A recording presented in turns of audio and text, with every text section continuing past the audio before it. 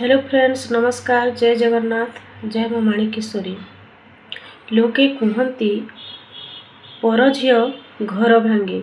जितेबेले प्रथमे प्रथमे झीटी शाशु घर को आसे, तार 2-4 मास हुए कि न हुए सेमानक भितरे मनोमालिन्य देखा जाए, तिक्तता देखा जाए।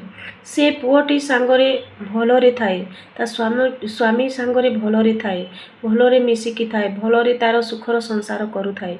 हठात एमिति कौन हो जाए सेमानक भितरे जे ससुर कहती जे आम बहुटी आम पुओ को बतेकी आमको अलगा कर देछि, आमर कथा मानुनी आम पुओटी कहती। तो जितेबेले 18-20-28 वर्ष धरी से माने तांको पुओ को किछि शिखै पारिलेनी। मात्र 5-6 मास हेबो कि नहीं, 2-4 दिन बहु को आसिकी हेबो कि नहीं, से सबू शिखै दिए। केबे भाई पर झील घर भांगे नहीं। पर झीलटी आसिले से किभली सबू सास ससुर समस्त सहित से रहीकी मिसिकी चलिबो, से प्रयास से करे।